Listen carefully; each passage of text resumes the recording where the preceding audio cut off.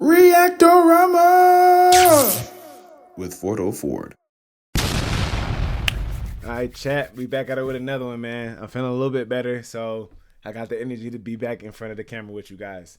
Today, we're going to react to the best Larry Bird instant karma story ever told by Prime Larry Bird. You feel me? I'm going to quit yapping.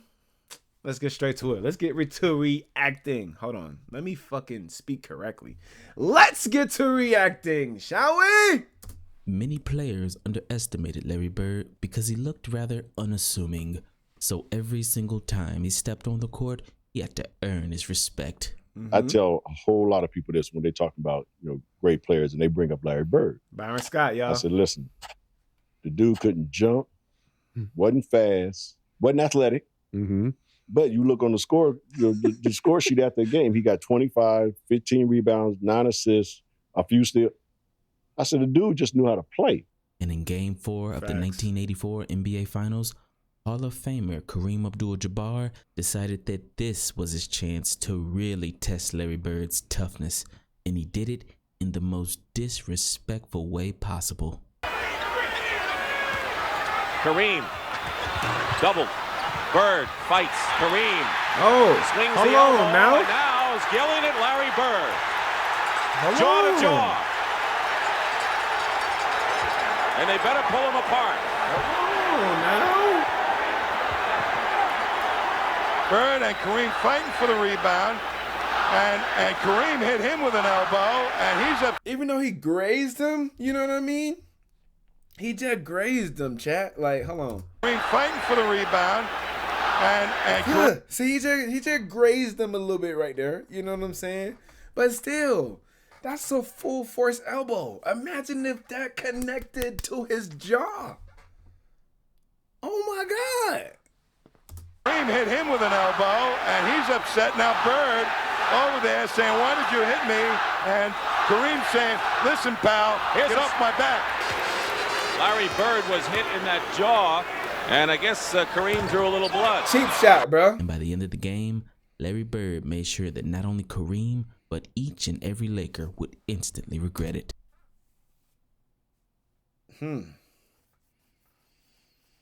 People of my generation and just basketball fans in general, they know where this look come from too. Arguably another great, right? He is a great player, but he ain't the greatest.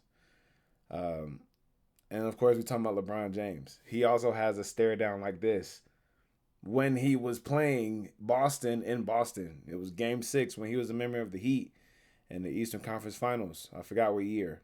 I think 2011, 2012, one of those. I think 2012. 2012, I think so. But yeah, it was a similar stare down like we see here with Larry Legend. But now we see where LeBron got his inspiration from. And the fact that he did it in the Garden, this look that we see here from Larry Legend, the fact that LeBron did it in the Garden is crazy, bro. Like, did he happen to watch this particular game to get that inspiration to go off in the Garden like that, bro? Show me a way, LeBron. Tell me something, bro, if you watching. But why was there so much animosity between two all-time great players? For real, though. Well, the first reason is because this was the very first time that Larry Bird's Celtics and the Los Angeles Lakers had ever matched up in the playoffs. So the hatred surrounding these two teams had been building for the last 5 years. Yep. And we all know how much we hated them and they hated us. I hate Larry Bird. I hated him. I hated Larry. It just went like that. There's no other word to really use. What I hated about the Lakers, just the way they walked into a building, man. Just, Boy, Maxwell. It's like they wanted to think that they were better than us. And that, I think, created that much more animosity. And the second reason is because Larry Bird was the greatest trash talker of all time, and the Lakers couldn't handle it. And then you got that arrogant, cocky Larry Bird trash talking all the time. And was he really arrogant? Was he really, really arrogant? Well, yeah, he could back it up. So when you're arrogant and you can back it up, you're not arrogant, you're just good. And Larry was good. Things he would say to you would stick there. I mean, if it was just a simple Coop, I'm wear you out this play, or face. But he scored 2 points and in your face. You know, he didn't have to go the extra 2 words in your. He just say face. Larry Bird, to me, that's cold. It was so much fun playing against him because he talked so much shit. He hit you with you jump high, but you don't jump that high. You can't get this. He hit you with, listen, guys, don't worry about the play. I'm gonna go right over here, catch it, and shoot it in y'all face, and ain't a damn thing y'all can do about it. And he did it. Mm-hmm. And I remember talking about, he talked a whole lot of shit, but I guess it ain't shit talking if you backing it up. Yeah, real. He was backing it up. He letting you know what he about to do and do trash it. Talk the Lakers. He had to trash talk his own teammates for how badly they played the game before.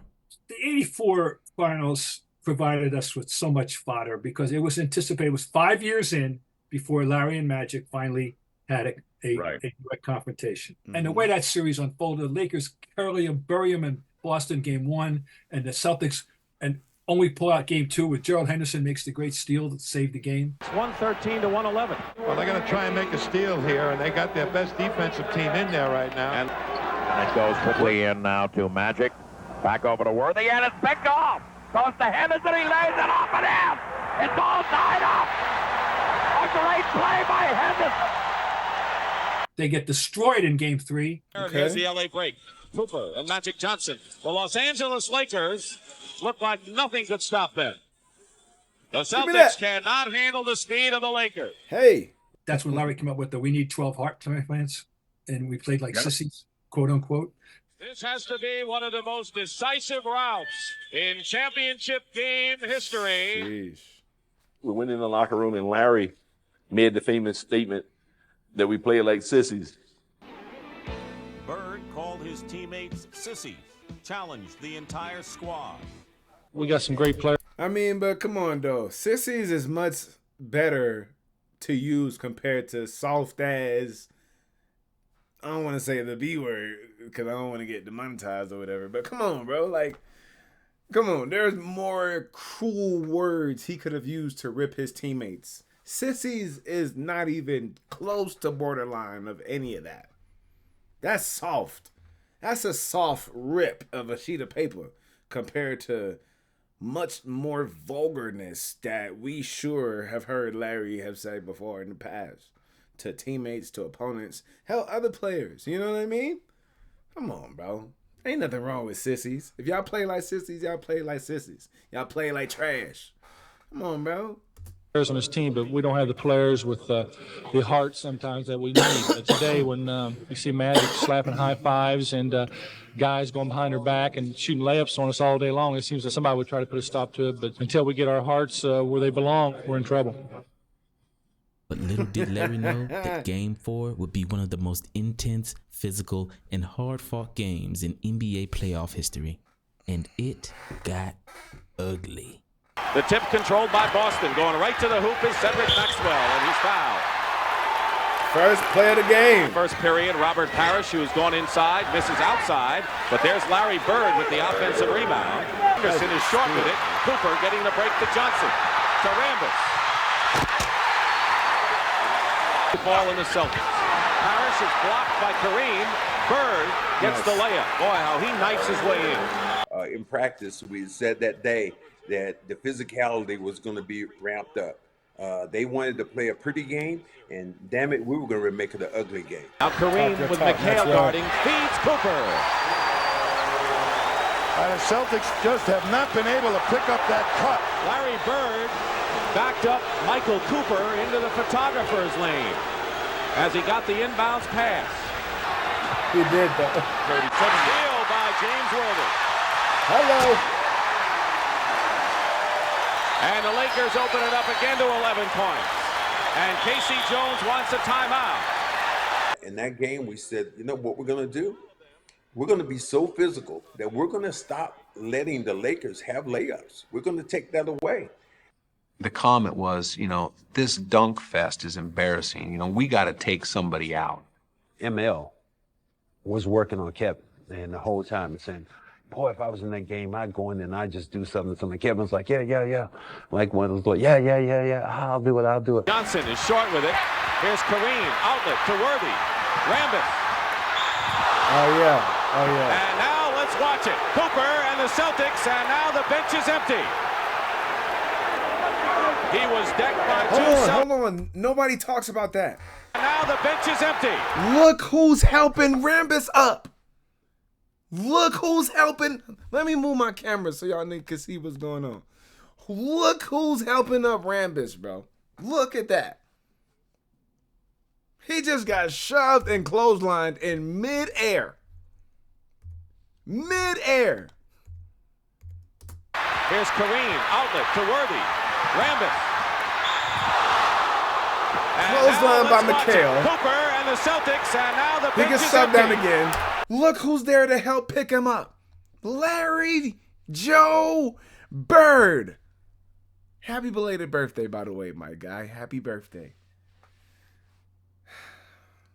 Nobody talks about that. Nobody talks about that. That is crazy work, bro. You cannot deny the sportsmanship that Larry Bird plays with. He gonna talk his shit, back it up, and still make sure you okay out there in that basketball court. Teammate or not. That's a real one right there, bro. Real talk. Back to the vid. Look at that, He man. was decked by two Celtics and hit the floor hard, and both benches are empty. And you knew this was going to happen. You could see it coming.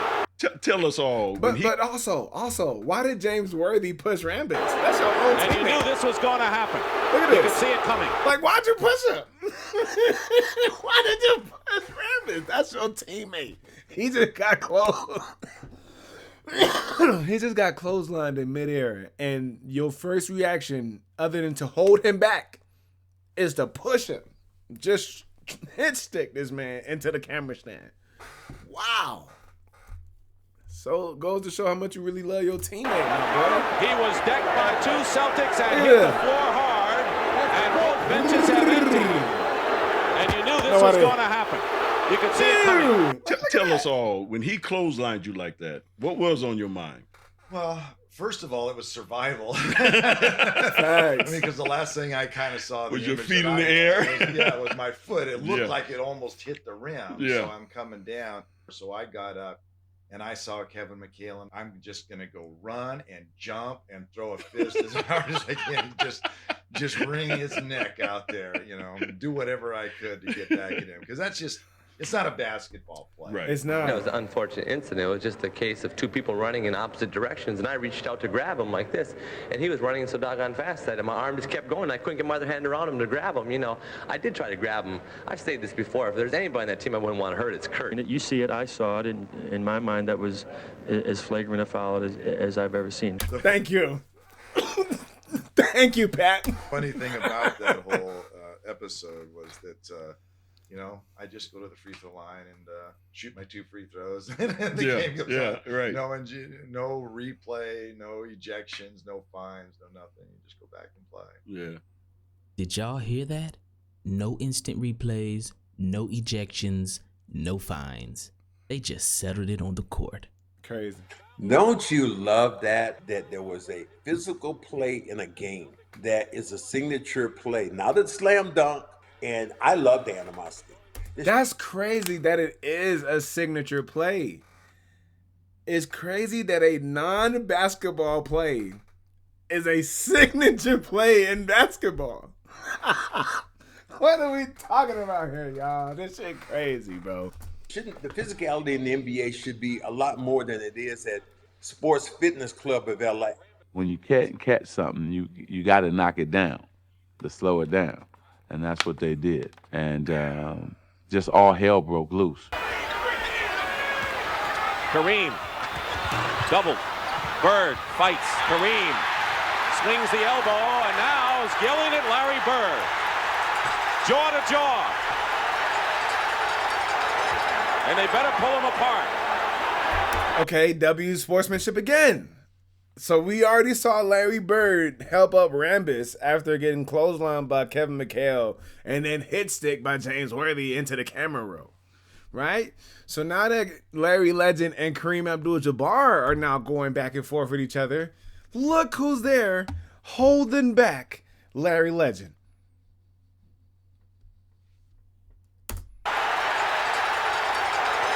and they better pull him apart. Come on, man. I love that. That's sportsmanship in the midst of chaos and animosity. You know what I mean? Kareem like, nah, fuck that. Bird and Kareem fighting for the rebound. And Kareem hit him with an elbow, and he's upset. Now Bird over there saying, why did you hit me? You don't need to see that cheap elbow, man. That was weak. Weak, bro. Weak. And Kareem saying, listen, pal, get off my back. Larry Bird was hit in that jaw, and I guess Kareem drew a little blood. You would have threw Kareem out of this game. You think about Right. it. He would have been thrown out of the game for the elbow. Kevin McHale would have been out of the game. The new NBA, if you put this tape right now and make some of these guys watch the NBA, who are in the NBA right now, watch this and they go, oh my God, this was grown-ass man basketball. And after that, Larry Bird got his revenge in one of the most iconic playoff games in NBA history.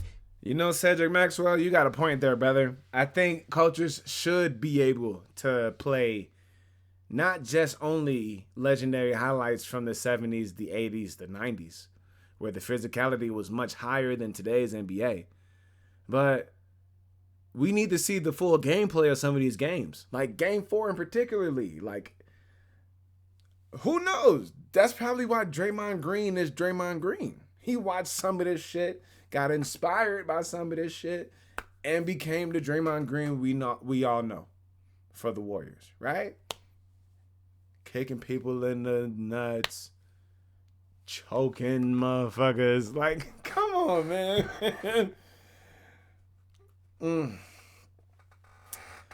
But I do kind of agree. If coaches or somebody on the coaching staff of today's NBA were to play these legendary games in full, outside of like current film, getting ready for practice versus whoever y'all playing against, so be it. But just having a segment in practice where y'all just watch a full game from the 80s or the 90s or the 70s, bro, just to really ramp up physicality back in basketball, I think that'd be helpful to bring in more viewers, regardless of having so many streaming apps making it more accessible to watch NBA. Why not just bring the physicality back so everybody could love that again? Yes, you can implement some of the new rules so that way it don't get as crazy as a Malice in the Palace, for example, between like the Pistons and the Pacers back in the early 2000s. You know what I'm saying? Ron Artest, Ben Wallace, et cetera, et cetera. But bro, like, I think that's a solid idea. I think that's very, very solid. W point, Cedric Maxwell. And he did it while giving the Lakers a master class in the art of trash talk. The dude would just tell you where he's going, shoot it in your face, talk shit to you, and run back down the floor. From outside, it's up to 4 once again with 1:34 remaining. Here's Bird, long range over Cooper, and the net didn't even tumble. And he did that to us in the finals. He was like, guys, don't worry about it. I'm going to go right over here to the corner. I'm going to catch the ball. I'm going to shoot it, and ain't shit y'all can do about it. Get a technical. The tip controlled by the Celtics. Here's Bird going for 3, and he has it to take this lead. McHale misses. Bird goes up and is fouled. Larry Bird is fouled. Kareem is upset. It's been a common scene tonight here in game number 4. And basketball, to me, is a psychological game. It is. It's a game that you get into somebody else's head. And you get into somebody else's head because you can talk them out of their game. If you're a real player, you don't let nobody talk you out of the game. You just go, okay, all right. I'll see you in about 2 minutes, brother. Don't worry about it. Mm-hmm. Our reaction was too personal. We should have reacted as a team on the court. We tried to deal with it personally and individually, and that didn't work for us.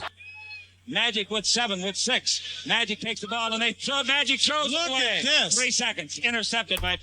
You know what? I know I keep pausing. I'm sorry, y'all. But I just thought about something. Cedric Maxwell need to be on the coaching staff for the Celtics, bro. He would be phenomenal. I feel like every coaching staff should have one legendary player from an era like the 80s or the 90s to really be like that energizer spark to really mentally go to war. Yes, we're playing basketball. This isn't football. This isn't street ball. But you can still bring the physicality back into the game. This ain't no cupcake league. This is the highest of high professional basketball. So let it be as such. Respectfully. Parrish. Magic threw it right to Parrish. Tragic Johnson's what we called him then, because he made a couple of bad plays.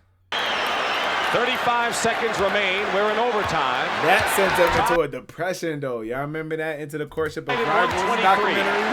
He said that. He misses the first. He was depressed after this. Johnson misses them both. Bird the rebound, and the Celtics want a timeout. And with the score tied up with 34 seconds to go in overtime, look, they already Larry defeated Bird with gives their us head one of the down. signature moments of his entire career. Oh, no. Dennis, he told me this one story. We were playing, I guess it was in 84, 85, one of the series, but Casey Jones was drawing up a play. And Larry was kind of like watching, and then finally Larry said, "Hey, coach, give me the fucking ball till everybody get out the way." I love that story because that's dominance there. That's some shit only great ones say. Yeah. We're in overtime. Yeah. Tied at 123. Casey drawing up the play for coming out of the huddle, and Larry turned and said, Casey drawed up the play. How about Casey drew up the play? "You guys want to win the game? Just give me the ball and get out the way." But here's Henderson with it. 18 on the shot clock. You think the Celtics will use most of the clock here? Nearly a steal by Worthy. Dennis Johnson with Cooper all over him. He can't do a thing. Bird turnaround, hits. And the Boston Celtics have even this NBA World Championship Series at 2 games apiece. And those who are writing the obituary can just pause. He was just one of those guys that he just had it. Mm-hmm. You know what I mean? Yeah, he I had it, and I saw it in college, and obviously saw it a whole lot closer when we get a chance to play against the Celtics. He was the biggest trash talker back in the day, but he would back it up. The Celtics won that series, which was Larry Bird's second championship in 5 years. And at that moment, Magic Johnson understood who was really the best basketball player in the sport. Will have been on winning teams in 6 of those 7 years. Is Larry Bird, in your mind, the greatest player in the game today? Well, no question he's the best playing right now. He does so many things. He shoots inside, he shoots outside. He can pass, he can rebound. And I think people misunderstand Larry because his awareness and smarts of the game is what makes him, not everything else that he does, but his just as smart of the game, knowing what to do at what time of the game.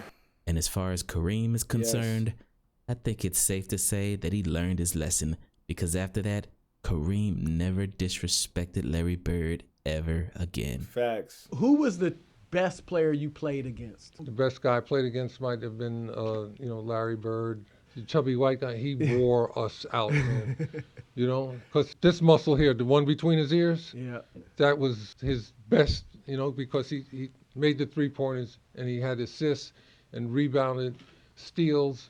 He was always at the right place at the right time on the court. One of the great players I had the opportunity to play against. 100%, man. And that's the video. Shout out Prime Larry Bird for the video, man. And see you guys next time.